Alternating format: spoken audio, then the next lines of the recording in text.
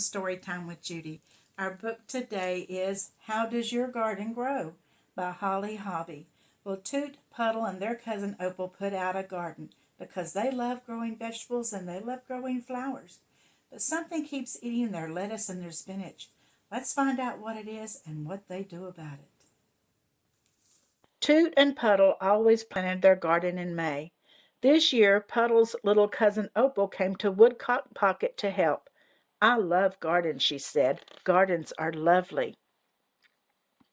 They planted loads of lettuce. Toot planted spinach, squash, carrots, and peppers. Puddle planted beans and beets, plus pumpkins and popcorn. Last of all, Opal planted sunflowers and morning glories and crazy-colored zinnias.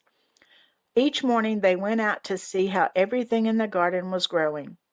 At the end of the day, they admired the garden in the evening light. "It's beautiful," Opal said. "I can't wait until we're picking things and eating them," said Toot. We'll have to wait," Puddle said.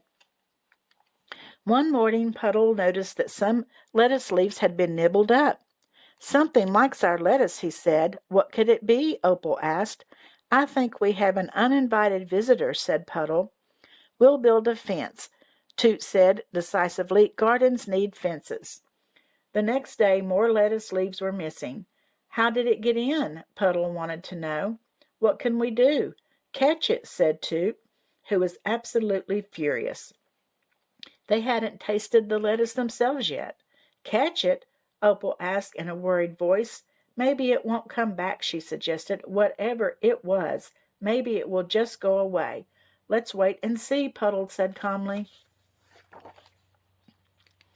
The next morning there was less lettuce than ever. Toot couldn't believe his eyes. "Outrageous," he fumed. Opal said, "I think there's still enough for everyone."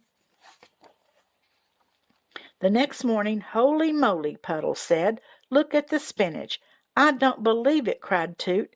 "Maybe it doesn't understand," Opal suggested. "Whatever it was, maybe it's thinking eating things from our garden is okay." So Puddle nailed a sign to the garden gate. "Private garden. Please don't eat everything." Puddle couldn't sleep all night, thinking about the creature in the garden, and Opal dreamed about who the creature might be.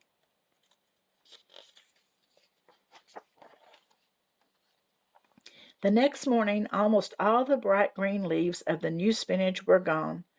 Toot said, "I'm going to stay up all night and catch whoever is devouring our garden." "You can't do it alone," said Puddle. The night was cool and bright. The three gardeners waited and watched for hours. At last, "I think I see something coming," Toot whispered. "Where?" "There's," Toot said, "from the woods." Opal shivered. "Oh, no," she muttered. "No, no, no." "It's coming," Puddle said, "whatever it was."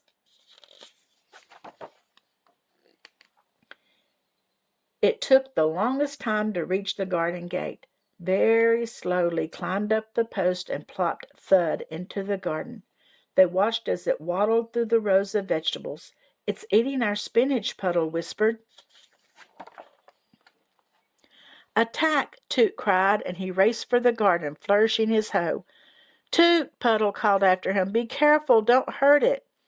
Toot ran around the vegetable thief of Woodcock Pocket in a wide circle. "Stop that!" he shouted. "Away with you!" "Yes, away with you!" Puddle cried, catching up with his friend. Opal did not remain behind.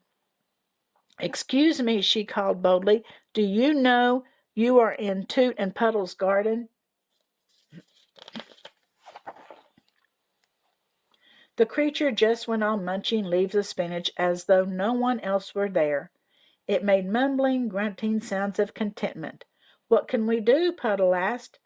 "You're under arrest," Toot shouted. He waved his hoe in the air, but their unwanted visitor didn't seem to notice. As dawn was breaking, the bulky, prickly intruder moseyed out of the garden, ambled across the yard, and disappeared into the woods. "The fence won't keep him out," Puddle said. "I don't think we can scare him away either," Toot admitted.